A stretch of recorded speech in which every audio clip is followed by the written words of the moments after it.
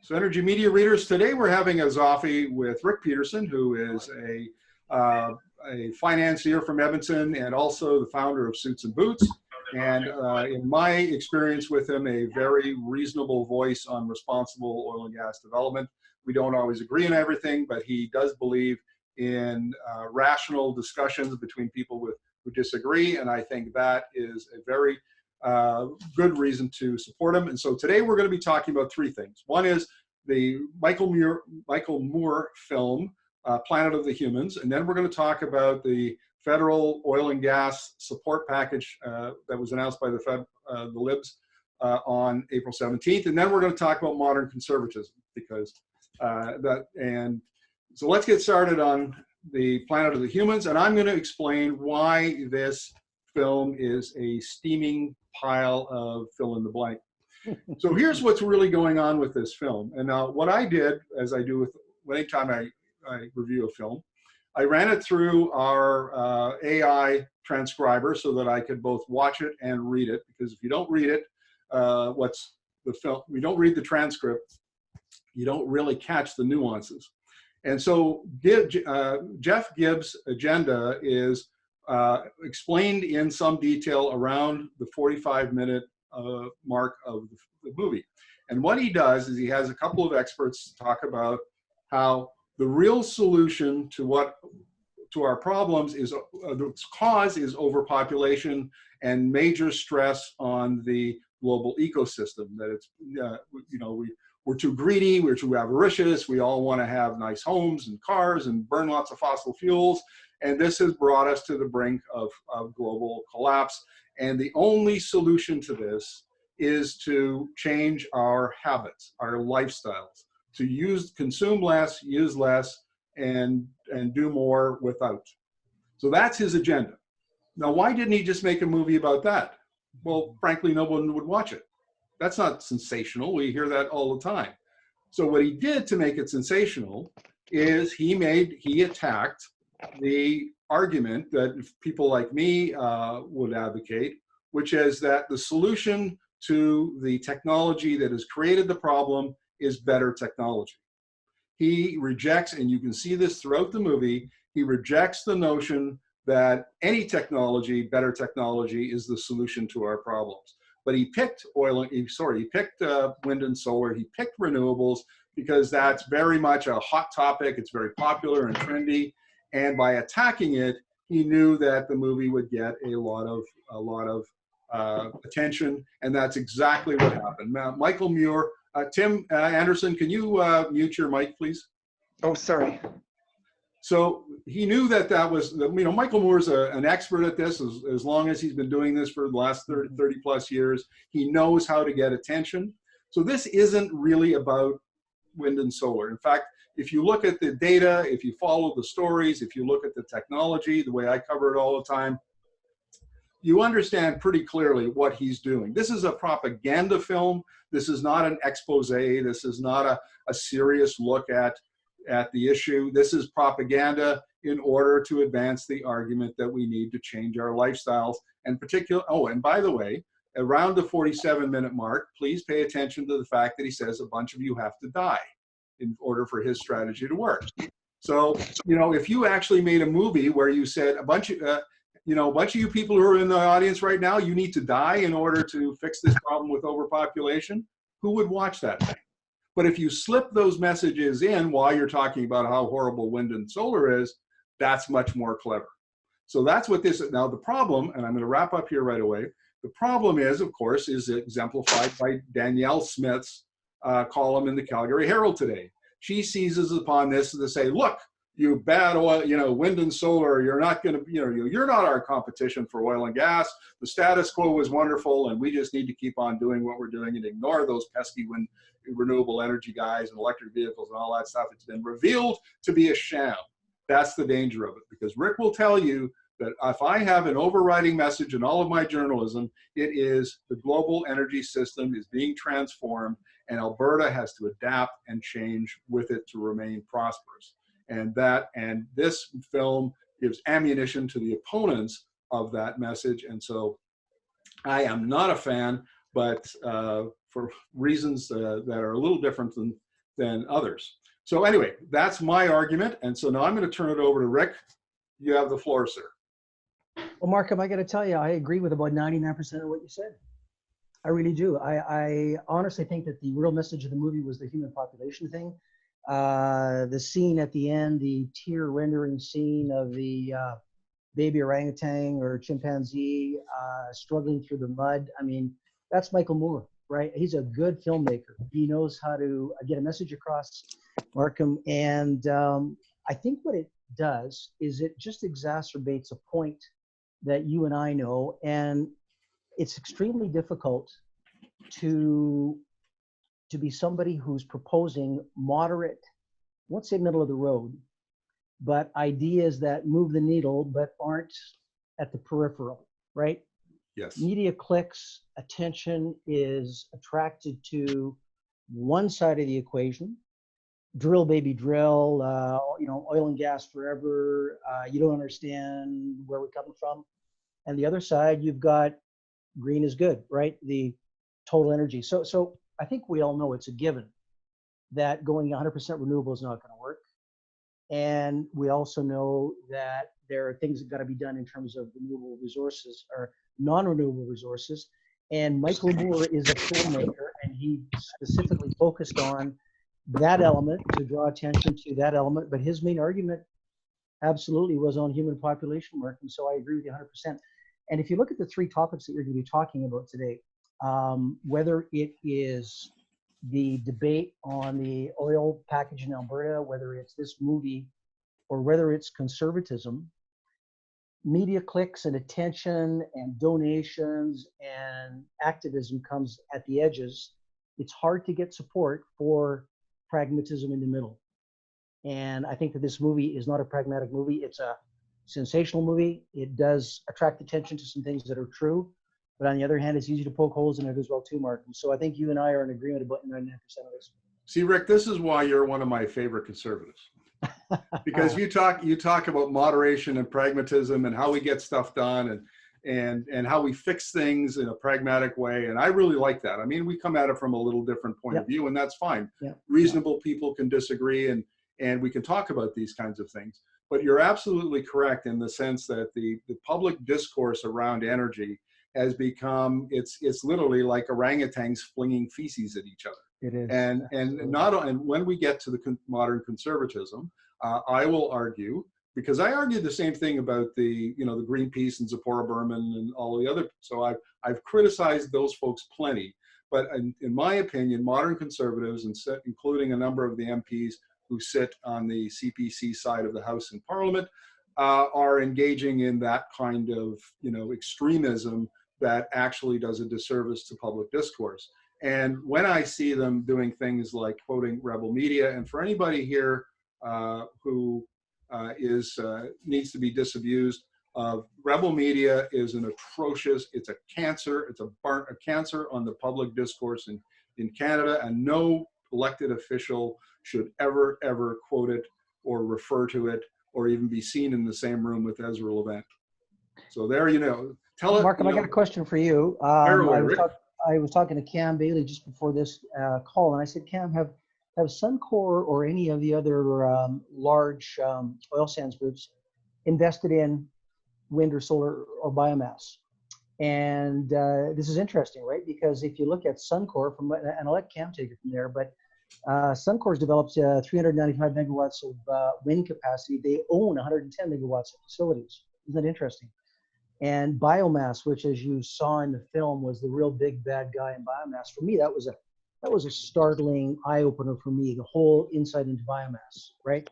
And Suncor apparently started in 2006. Suncor is doing 400 million liters a year of biomass, right? So here you've got the big bad energy companies that are investing directly in solar and wind and bio, well, not maybe solar, but again, it's a complicated question. And I think maybe if you're okay, is if I can get Cam to weigh in here. Cam has sat at the boardroom table, executive of an energy company.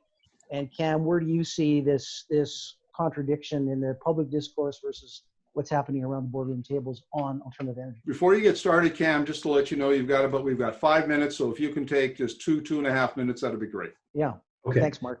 Okay. Thanks, Rick and Markham. I don't believe that there is an energy executive or board, around boardrooms today. It's not one of them that isn't considering their impact on the environment and looking at ways to reduce greenhouse gas emissions and to be responsible. And we have a wave of investor activism that's really affecting us today, that is really driving a lot of the behavior, or at least the thought process. Where it gets concerning is the environmental activism is really affecting flows of capital. And they can do it through a number of ways. And the ones that are most visible are the ones that the companies are investing directly into assets like pipelines. The environmental activists are front and center and get a lot of press. The quiet campaign behind the scenes is threatening flows of capital to allow progression, even progression in trying to improve the environmental footprint of the fossil fuel industry. And what's the whole theme of that activism is through the ESG, so environmental, social, and governance issues. And the social and environmental pieces to it have been seized to a certain point where it's not now about trying to improve the practices. It's actually exclusionary investment. Let's make sure that we take capital and make sure that it's excluded from investing in fossil fuel industries. And to me, that's where the threats really start to come home.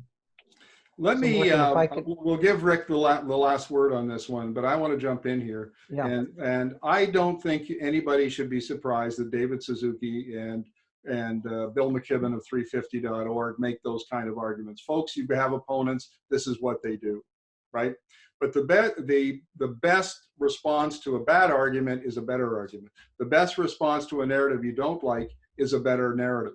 And one of the things that the oil and gas industry has done is, instead of developing new narratives that address modern issues and talk about forward thinking about, lowering emissions and so on, instead of doing that, it more often than not digs in on the status quo. And all you have to do is look at CAP's laundry list of what it wanted from the federal government for the bailout to know that, what they wanted was to roll back all the environmental regulations to lower compliance costs. And that just isn't on in a modern environment. And it should have been something else. It should have been another narrative that said, hey, look, we're positioning the industry for the future. We want to do these things. Please invest in them and support us that way. It was a complete and utter failure by CAP. And so anyway, I'm going to give 2 minutes to Rick to wrap up. I think CAP is totally tone deaf on that. And the reason that groups like yours and ours, I think, are carrying a good message is that it's more credible, independent, Markham. But I want to circle back to this ESG. I'm in the capital markets business. We help finance companies across Canada. And these ESG screens, you have to keep in mind, Markham, if you have an RSP, or if you have any money that's under management, you call your investment advisor, he or she will say, we have an ESG screen that's going to make sure that you're doing ethical investing. Well, these ESG screens, Markham, are probably the biggest obstacle to responsible resource development today, because they are secretive, they're exclusionary, we don't know what goes into them, and they are done and they are developed by groups.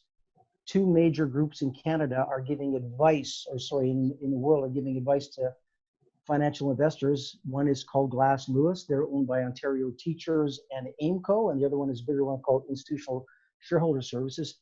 These people are using screens, Markham, to stop capital coming into responsible resource development. This is a huge issue that we got to be on top of. I'm glad you flagged that, and let's let everybody know that you and Cam wrote an op-ed in the Financial Post, the National Post, explaining exactly that. So if anybody wants more detail, you can go and read that op-ed and get hold of Rick or Cam for more background on it. Okay, so let's now we're going to move on to the federal oil and gas bailout. Now, look, here's my point. I want to provide you some insight into a couple of things about this package that is not getting any attention, and it really needs to.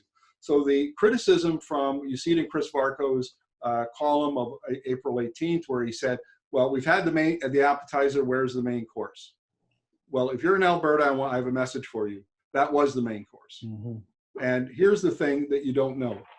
if you watch the Prime Minister's speech, and if you read the background, or what it says is they expanded the business credit availability program to take on bigger lenders, medium-sized energy companies. They didn't say medium-sized energy companies in a speech randomly. That was very deliberately chosen because that means not smaller energy companies, not the juniors who are in financial straits. Mm-hmm. And so fast forward now, where is that liquidity support coming from? It's coming from the Business Development Corporation and the Export Development Corporation. So a good journalist, I sent emails to both of those, and I said, what are your criteria? And they pointed for lending.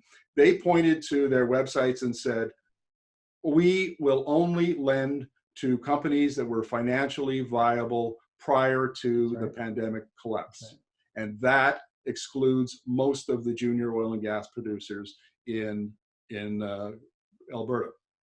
So I asked further questions of the EDC, and I said, well, who decides what financially viable means? And they said, we will take the banks or the lenders for these people. They know those businesses well. We will take their advice, but they better provide good advice. Like, you can't, because you're a bank and you're $300 million into some junior producer, you don't get to kind of fudge your criteria because it, helps you out and put some money into this company that then, pays off the debt that is not on.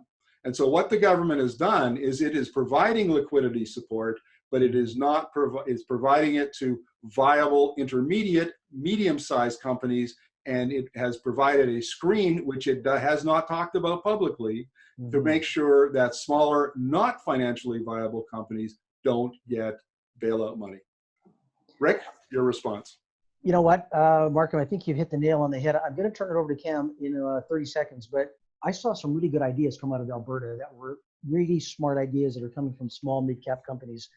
Have the federal government buy the receivables of some of these companies that had outstanding receivables, buy them at a discount, and when those receivables are collected, Markham, that's actually a lift for taxpayers, immediate liquidity for the companies, and it just helps those who are going to be surviving.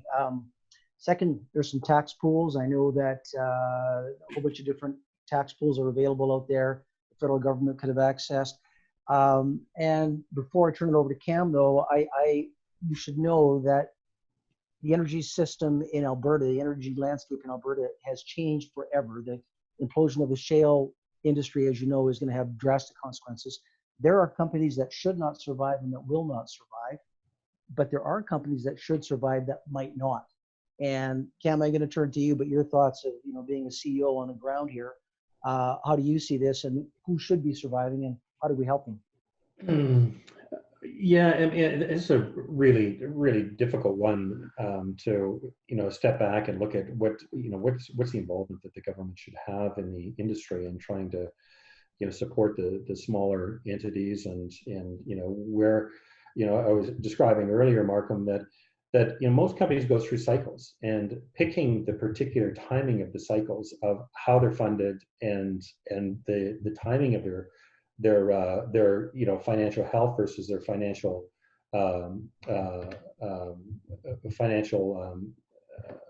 risk is sometimes not in their control. So they may have access to equity, and so they get themselves in a position where they've got cash in the bank, and they go through their spend program, which is a relatively short period of time in winter months. They wind up in, come March, come spring breakup, their cash balances are stretched out. That their receivables and their payables are stretched, and you're into a period where there is very little revenue that is actually occurring at that particular point in time. So it's hard. I think it's difficult for the government to suggest if they're not financially viable, we're not going to fund them. I just don't think that is necessarily a good practice. How the government has chosen to actually deliver funding and support is, I think, somewhat questionable, because the EDC is the Export Development Bank that supports companies for operating in foreign jurisdiction. They have one tiny office in Calgary, and they're going to be supporting the industry. They just don't have the infrastructure to do so, nor does BDC. But that's the instruments and that's the administration that they're using to actually deliver a significant amount of money to the industry for support. Just don't think it's practical. Let me give you some data. Let me give you some data, Cam and Rick, from the Alberta Securities Commission. So in 2019, late 2019, they put out their oil and gas review. And there's 2 or 3 pages there on capital, liquidity and access to capital by the various companies. So in 2016, oil and gas companies raised $16 billion, and there were 210 junior reporting issuers. And that's companies that produce under 10,000 BOE a day. In fast forward to 2019, and that number 210 is now 89. We lost 55% of the reporting junior issuers in just 3 years. Now, why did that happen? Well, part of it is a capital crisis. In 2018, the ASC says that the industry raised precisely this much capital from the public offerings, 0. And in 2019, it was only $1 billion.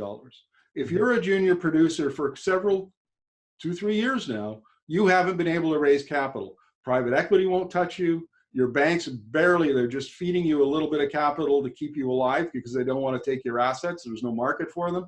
And furthermore, if they did take them, they come with environmental liabilities, and they're deathly afraid of environmental liabilities. The banks are. So basically what you've got is a lot of these zombie companies, and I appreciate Cam's point, of cyclical financial viability versus, a fundamentally damaged balance sheet that is the company really should fail. It has no business being preserved. And I think from what the data that I can see, and I'm not a professional, I'm not Rick, I'm not talking, I'm not an investor, or I'm not Cam, I'm not a CEO. I just look at data and talk to experts like other journalists do. But from what I can see, there are a lot of, especially gas-weighted juniors, who are in big, big trouble, and they simply, doesn't matter how much government money you gave them, they are not going to survive, and probably nor should they survive. So Rick, over to you. Well, I'm going to put it back to Cam on that, but if you look at the gas fundamentals, actually some of the junior gas companies are doing quite well right now. Markham, right? The actual forward strip on the gas is actually looking pretty positive. But I want Cam to touch on green bonds, Markham. Can we take a 1-minute little sidebar here? We have about 6 or 7 minutes, so go ahead, Cam. Okay, so the reason that I want Cam to talk about this, and we talked about it in our Financial Post article, is here is a way to attract capital into Canada and support greenhouse gas emissions and technology innovation, Markham, that you and I both want to know happen.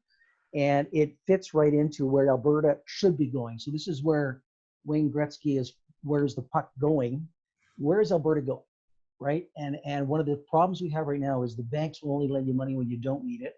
And the cost of capital even for Synovus and Husky right now is exceedingly high for a whole bunch of reasons, including these ESG screens. So Cam has come up with an idea, which I think is a laudable one. It's lowering the cost of capital, attracting money into Canada, and putting it into the companies that are going where Alberta should be going. So Cam, I'll let you take 2 minutes to describe. Good, I'm looking forward to hearing this, Cam. Yeah. Sure. So one of the, Markham, you've actually touched on a couple of the issues, and one of the issues is the fact that the Alberta, the Canadian oil and gas industry has really put its head in the sand and been, the narrative has been one of fighting the arguments about greenhouse gas emissions and environmental matters. And if our environment is one where we're one of the largest greenhouse gas emitters, well, one of the places to have the greatest impact is go to one of the largest emitters. And so to encourage companies to actually reduce their impact on the environment, to improve sustainability, if we could get the flows of capital starting to direct to it, as opposed to objecting to invest in the energy business, to invest in improving its environmental footprint, well, that will go a long way to put the Canadian industry into a different light. And the flows of capital are what really shines a light on what's different about the Canadian industry, about its regulation and its practices that I think are worldwide, they are extraordinarily good. If the Alberta government or the Canadian government were to support a bond, a sustainability / green bond that are going to drive those initiatives. Well, that is the spotlight that would be put onto the industry, our Canadian industry, that would make, really contrast the differences and really start to put much more direction into the improvement in the environment, rather than, the fight back that we have been experienced to date, which has just not resonated with anybody. It's you two gentlemen will remember Ralph Klein's famous aphorism that if you want to lead, find a parade and get out in front of it.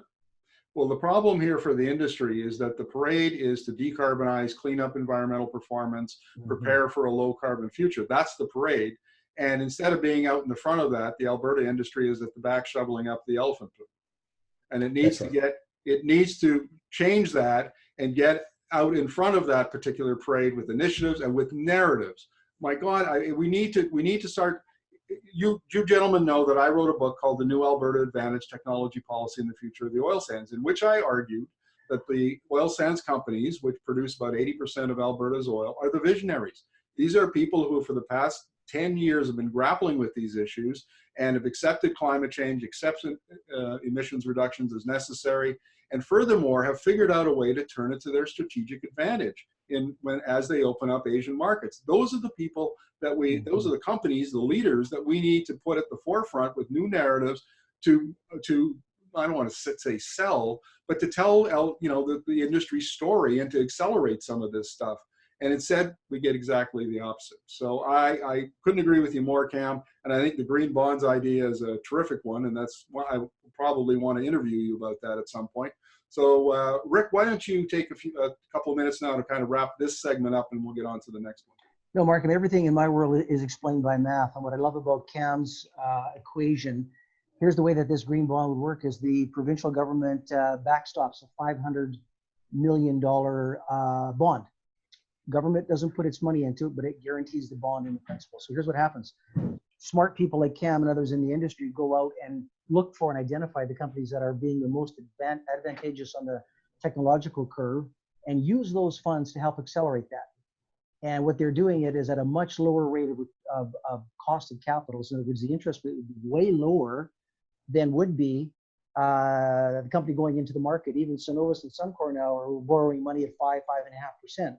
Whereas if you got a federal government guaranteed bond that was like 1.5 or somewhere in there, you got a threefold winner. You got the federal government standing up and doing the right thing. You've got smart people in the investment industry deciding where the money goes, not the government. And number three, you've got these large companies who want to go in that direction. Markham, as you point out in your books and your work, it's the large technology companies that have earned the capital to advance the technological changes that we need, and everybody in Alberta agrees with it. So the green bond industry, and I'll wrap this up in 10 seconds, the green bond industry is a global phenomenon now that we are behind the parade on. And you should talk to Cam, because him and I are going to try to make steps to get us up to speed on that. But it's where the puck's going, Markham, and I think we should be part of the solution.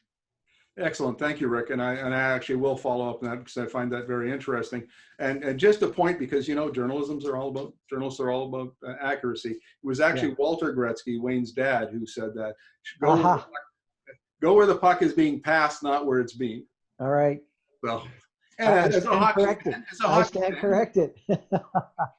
So now we're going to talk about modern conservatism. And I have written some social media pieces that I hope were thoughtful, but they're also very critical of modern conservatives.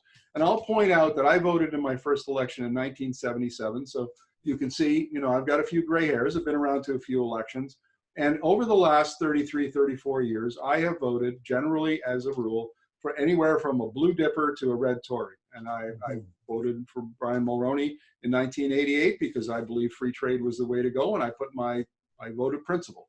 And I've done that many, many times, and I like the red Tories, and I like the idea that we can kind of, Canadian voters, provincial voters can go, for this government, for a couple of governments, we need this, a little bit to the center right, and then we need to go to the center left, or maybe right in the center. And we have, but what's happened over the last 10 years is, of course, we've been polarized between these two extreme points. And I'm no more a big fan of the extreme left than I am of the extreme right.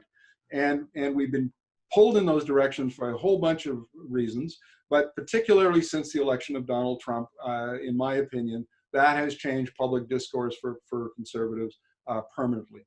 And we see it with the Kenney government, we see it with the CPC. And now, Rick, you were a CPC candidate for CPC leadership, so I know you know a lot of these people. And I'll use the example of Derek Sloan, the MP who was criticizing Dr. Theresa Tam.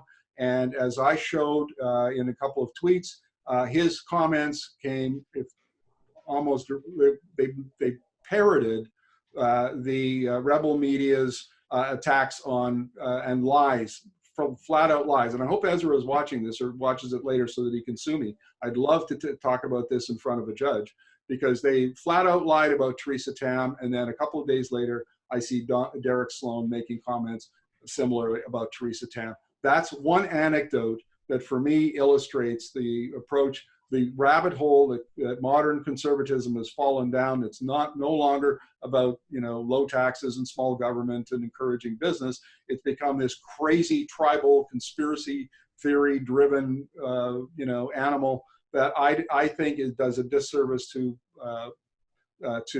public discourse nationally and provincially. And I say the same thing about, the crazy leftists as well. So Rick, your take, please.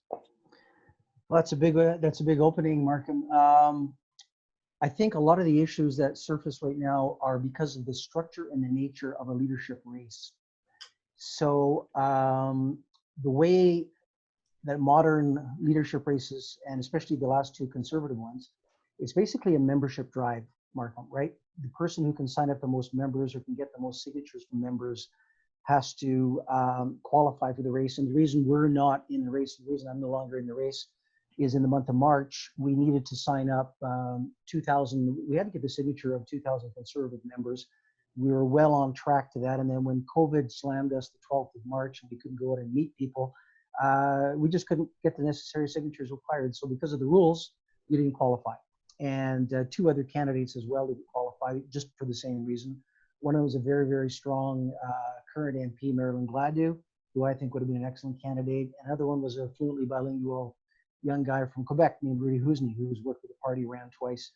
So the four candidates that are left are there because of two reasons. Number one, Peter MacKay and Aaron O'Toole are well-known members of Parliament. They have Peter was a former member, but a good network of Conservatives across the country who knew them, supported them, and were able to provide the signatures that they needed. The other two are Derek Sloan and Leslie Lewis, both who are in this final round because of very strong support from pro-life National Coalition Group. So I think what you have, Markham, are two candidates who are trying to epitomize the centrist approach, but at the same time, the membership is increasingly focused on populist issues, be that immigration, be that right to life, be it pro-life, be it guns. So what's happening right now, Markham, is people like Derek Sloan. Derek is in the race. He fully qualified. According to the rules of LEOC, he deserves to be in the race. Leslie Lewis, the same thing. So I'm not going to comment on each individual because of their policies, but the rules of leadership race, the way that the ranked balloting happens right now is views of Derek Sloan and views of Leslie Lewis, which are narrowly defined as pro-life social conservative views, have a preponderant vote in deciding who the next leader will be. So when Derek Sloan comes up with idiotic things like he has said, his concerns about China, or his policy on China, Markham, doesn't concern me as so much as here's an MP who is actually in favor of conversion therapy. For me, that's a bigger red flag, but let's just pass that. Derek Sloan has a platform, Derek Sloan has a voice, and Derek Sloan has views that will determine who the next leader is. And Peter, I'm going to be supporting Peter MacKay because I think Peter is by far the strongest candidate that represents, Markham, the values that you and I share and what we think conservatism should be. I like Aaron O'Toole. He's a nice guy. I know him well, but Aaron is trying to appeal more to these fringe groups as well, too. So at the end of the day, though, the ranked balloting system is these two social conservative candidates are going to decide very likely who the next leader of the party is. Okay, now I want to talk about that a little bit because I've been around social conservatives, and which is, in a sense, it's also a code word for folks who are religious, and that back in the day, we had a strict division. We said we didn't bring religion into politics. We didn't bring some of these social conservative views into politics, and that Chinese wall, if you will, has been dismantled, and now and I see that as the impact on religion. We see it down in the U.S. And I think, from my point of view, it's had a very, very negative effect on politics down there and on public discourse. And we're seeing it now in Canada. And Canadians simply aren't there. Simply, Canadians, as a rule, do not support socially conservative views, and particularly don't like to see religion mixed up in politics. That seems to be where people where Derek Sloan are going. That's where we see some of that happening in Alberta and in other provinces, frankly. That's a very disturbing trend. So I'd like to get your view on that. I don't agree 100% with you on that, Markham. There are people with social conservative views in the Conservative Party, many who supported my campaign, who absolutely, Markham, don't want to bring back the debate on the right to life on the center stage. There are people with social conservative views who I think are strong conservative, good conservative members. Their social conservative views don't trump their views on where the party should go and where Canada should go. So we can't lump social conservatives and progressive conservatives together. But there are people with social conservative views who do want to advance the right to life question and very strong group views on immigration. And they have, because of the structure of the leadership race, their voices are heard more than would be the case when it comes to a general election. Totally agree with you there. Well, and this is a problem, and again, it's almost reminds me of the oil and gas industry, in that the moderate people are not speaking up. I mean, I think Canadians would be a lot more tolerant of this issue if they said, okay, well, look, I mean, there's guys like Derek Sloan who have extreme views, but that's fine. And every party, you can argue that the NDP has people, who have extreme views, so that's fine. But the problem here is that the people with the more moderate views are not being heard, and they're being drowned out by the people with the extreme views. And I was talking, I'll give you an example from the provincial scene. I was talking to a long time member, an organizer and fundraiser of the PC party. And he said, you know what, there is no room for us now in the new United Conservative Party, because we've been pushed out and marginalized by the social conservatives and the hardliners around oil and gas. And our old, more moderate position is just simply not tolerated, and we've been booted out. And it looks to me like what his observations on the provincial scene appear to be also relevant to the federal scene. Would you agree? What counts at the end of the day, Markham, is going to be the economy. Who has the vision for the economy? Who can create jobs? It's funny how over the last 6 weeks of the COVID crisis, we just don't hear a lot of talk about some of these other issues, right? So at the end of the day, the party that can appeal to modern Main Street Canadians who aren't on Twitter, right? Who aren't flinging dung back and forth, as you started off this conversation to start with. But I think the average Canadian who's just got, him and his partner have a couple kids and a mortgage and a job, that are trying to make it through, what will resonate with them is who's got the plan, who's got the tax plan, and who basically is a moderate Canadian who's tolerant, who understands there are different views, but offers a sober, common sense of view of where the economy has to go. I was running on a zero corporate income tax plan that people said, oh, that's too radical. You can't do that. Well, the government has just put $252 billion. Every time I turn on the TV, I see the Prime Minister giving away another couple $1 billion. And a corporate income tax plan that would simply put $40 billion back into the economy is a very modest proposal now compared to what we see. So my grandchildren, Markham, and your children and grandchildren are now faced with a large deficit in the next decade or two. For me, we have to find out who can address that, who can create jobs, and who can put up with a strong, sensible economic plan. And that's where I think Peter MacKay is from our party. I just don't see that in the Liberal Party right now. Well, okay, let's be careful we don't let this bleed into partisan platform, because not what it's meant to be. But points taken. I still maintain, Rick, that even on the economic side. So, for instance, we saw in the last election, Andrew Scheer presented a climate plan that was heavily focused on funding innovation.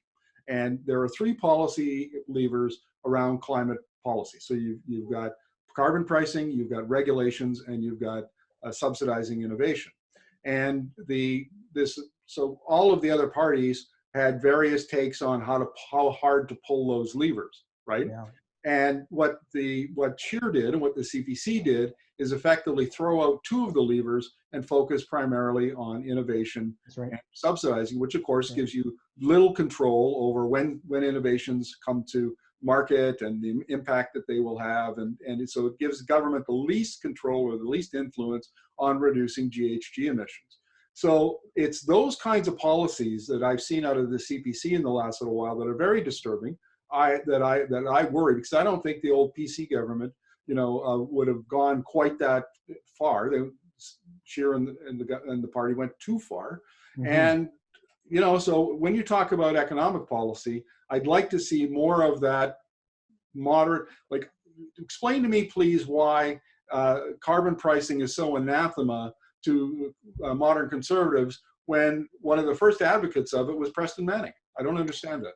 Well, no, before that, it was actually Brian Mulroney. But I think that I'm going to come back to this green bond issue again, Malcolm. If the next leader of the Conservative Party came out and said, my goal is to put $5 billion into the Canadian economy that will help reduce greenhouse gas emissions, support technology, and help continue to maintain a fossil fuel industry that's responsible and will not go away, how could you lose on that?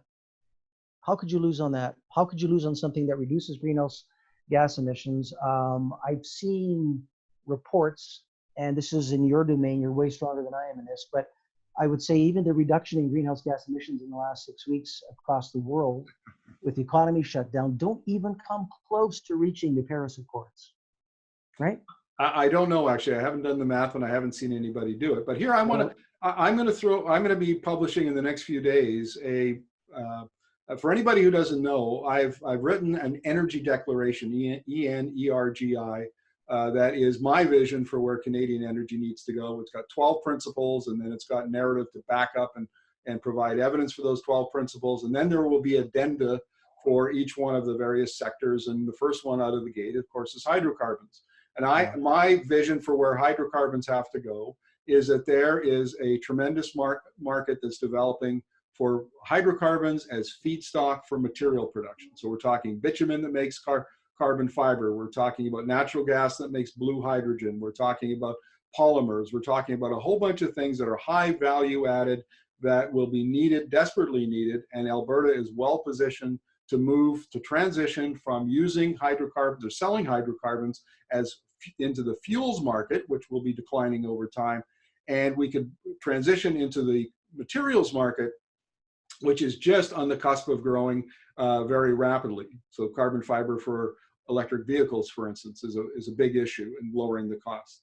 And so I think that that's the direction the industry needs to go to survive. And part of that, of course, is getting to net zero emissions before 2050 in terms of production and also improving environmental performance. We'll have another chat, Rick, about just how good Alberta oil and gas is from an environmental point of view. 1.3 trillion liters of oil sands tailings would argue it's not quite as good as its boosters claim, but nevertheless, that's a separate argument. So just to close up, if you could respond, the whole idea of pivoting over to feedstock for material production, and then we'll get into the Q&A. Well, I like that, Markham. I think, you are on the wacky West Coast, right? You are, even though you're talking in Alberta, you're. Hey, I'm a prairie boy, man. I spent 50 years on the prairie. So you know what we got to do? Things only happen through political power. You got to run for office in BC, and you got to get some of that strong pro-Alberta voice on that wacky West Coast, man. We need you out there, okay? So don't just be a blogger. Take some action. Run for office. Oh, blogger. Oh, ouch. I'm a journalist, man. Okay, Just sorry, man. to publish online. You good stuff. You do good stuff, Markham. And I'm just going to close off by saying, anybody wants to follow us at suitsandboots.ca. We're going to keep producing ideas coming from you and Cam and others. But Markham, you are a voice of reason in a province where I did live for 28 years before coming back to Alberta. And you're doing a great job. Thank you for your support of what you're doing. And we need more of you. Well, thank you, Rick, and I'll return the compliment by saying that in the current conservative leadership or the conservative environments, in that community, you're a voice of reason for moderation and pragmatism, which I think is exactly what's needed. If I'm quite happy to entertain pragmatic, moderate, center-right kinds of policies, to think about those. And we need a lot more of that. We need to get back to that and away from this extremism that's dominated for so long. So here's how it's going to work, folks. We're going to open up the Q&A. At the bottom of your video window, there should be a panel that allows you to raise a blue hand. So if you want to ask a question of the three of us, please find that panel, click on the blue hand. It'll show up in my list, and then I'll call on you and unmute your mic, and we'll ask the question. Then after you've asked, if you could mute it again, please, we'd really appreciate it. So who wants to raise the blue hand first? You know, it's always, the first one is always the toughest, I can tell you from experience. And then once somebody's asked, then away they go. And hang on a second, I'm going to check gallery view, because I know somebody is doing this and waving at me and wondering why I'm not responding. And there we go, Michelle Sterling from Friends of Science, my old buddy Michelle. Okay, go ahead, Michelle. Oh, let me unmute you. Sorry, go ahead. Thank you. I'd like to say that as early as the 1990s, J.A. Halkema showed that the physics of wind and solar do not support the adoption of them as a central supply of energy on the grid. And this has not changed over time. So Michael Moore's movie is a very good expose of the fact that wind and solar are simply a front for fossil fuels. And you can look in the United States, after decades and trillions of dollars dumped into wind and solar subsidies, wind is now 6.6% of the generation, and solar is about 1% perhaps. It's very, very small. So these cannot support basic society. They require more energy than we get as a return on investment. And you can read Professor Michael J. Kelly's work on this. The other doctor. Okay, Michelle, I need you to wrap it up, because. Okay, the other thing is this is being. No, sorry, you're done. I'm exercising the moderator's prerogative here, otherwise we'd be rambling all day. Let me just rebut Michelle a little bit. I went to Lazard, a levelized cost of energy forecast today, and in 2010, wind was $99 a megawatt hour. Today, it is $28 a megawatt hour. It is the lowest cost of generating electricity. Solar was $226 a megawatt hour in 2010. Today, it is $36, which is well below natural gas and way below coal. And while Michelle's figures are a little bit off, because the 2020 figures for the amount of wind and solar in the United States is higher than that, and Texas is approaching 20% of its usage. We are in an energy transition. We are not in an energy revolution where tomorrow we're going to flick a switch and all of the electricity, coal is going to be displaced and natural gas is going to be displaced. If you read Vaclav Smil, Bill Gates's favorite author, he is a University of Manitoba scholar, the preeminent scholar in energy transitions, and he will tell you that energy transitions, because we've had more than one, usually take around 50 years, and we're 20 years or so into this one. So there's lots of gradual change that's going to happen over the next 30, 40, 50 years. We may not be finished this energy transition until 2100. We just don't know. We're trying to do something or processes happening at the global level that there's never been attempted, never at this scale and complexity. And so there's many unknowns. What we do know is that wind and solar are competitive and have come down in price, and their cost curves are still bending down. Mm-hmm. So to dismiss wind and solar, as Michelle did, she knows that I don't agree with her on this, but thank you, Michelle. We appreciate you making your point. All right, who else? Val Jobson, one of my readers. Val, you're unmuted. Please ask your question. Hi there. Actually, just to add to what you were just saying, there's an article posted by Dr. Sarah Hastings-Simon today saying that Shell and BP are both slashing spending, but renewables largely spared. Therefore, those two oil companies think renewables still are worth investing in. Well, yes. And so, Rick, why don't you? No, you know what? I'm going to call on Cam now because these are Cam's big on for companies, and you're Cam. Yeah. You're an oil and gas executive. So why don't you respond to Val, please? The you know, I have to admit that whenever I go through the releases that the majors make with regard to their plans in the future, I'm confused, and because behavior never seems to line up quite with their disclosures.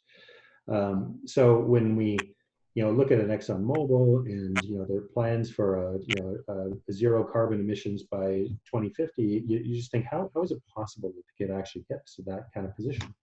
Well, a lot of what they talk about is not necessarily investing in sustainable energy, but rather investing in carbon offsets and things that would reduce the carbon footprint by investing or purchasing offsets to allow them to claim the carbon neutrality.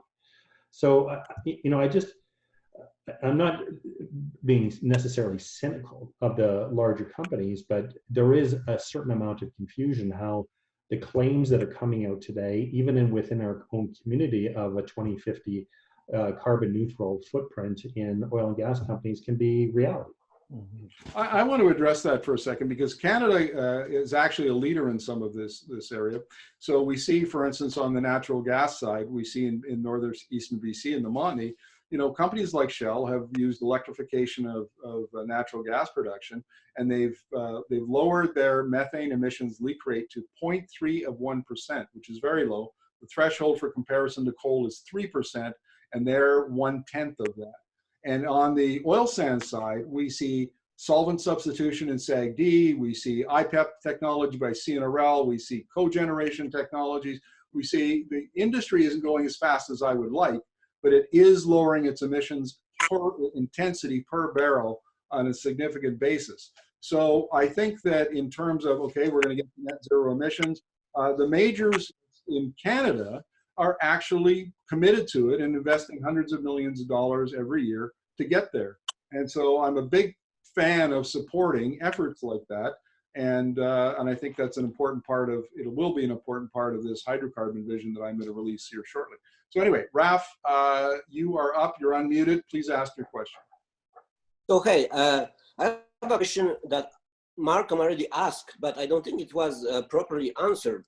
So my question is, what's wrong with the carbon tax? Because to me, it's a very sound policy, and I think it chased many moderate votes from the Conservative in the last election. So what is wrong with the carbon tax? Rick, you avoided this question last time, and I don't think I didn't notice it. No, let's answer it head on right now. Yeah, please do. A tax on carbon, a price on carbon should be imposed upon those people that are responsible for emitting the larger amounts of carbon. So to that extent, if you look at what the provincial government is doing on their emissions intensity for the large greenhouse gas emitters, absolutely a tax on the large emitters should be. Politically, where a carbon tax, and actually realistically where a carbon tax does not wash and makes no sense, is on individuals who have very little choice to do anything else but fill up their trucks or their cars with gas. Secondly, in remote areas where there is no alternative. And thirdly, if the money just gets recycled back into general coffers and recycled back in terms of a tax refund, then why take it in the first place? I can address that question. It's, economists call it the substitution effect. And basically what it means is that you as consumers, and I as a consumer, we treat our income and our expenses differently. So if I give you $100, let's say as a carbon tax receipt, I take it and then I give it back to you. You look at that and go, okay, I got $100 here. How can I minimize the impact of the carbon tax and maximize that $100 so I keep as much of it, more of it in my pocket? And this has been around for decades. And I know it doesn't intuitively make sense. It doesn't pass the common sense smell test, but essentially it's that part of human behavior that's why carbon taxes work. And my problem with carbon taxes is they need to be revenue neutral right off the get-go. You look at BC, which brought one in 2007, and there was a little flurry of opposition, and then people realized, okay, well, you put a carbon tax on fuels, but then you lowered my income tax and my business tax.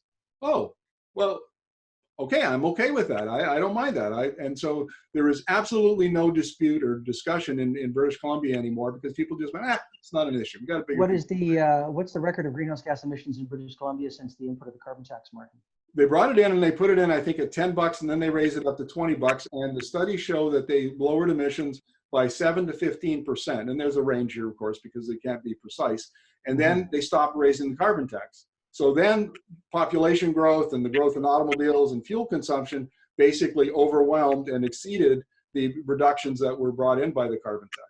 So why did they stop the carbon tax in BC? That's a good question. I don't really know the answer to that, Rick. I assume it's probably politics, but I don't know the answer, sorry.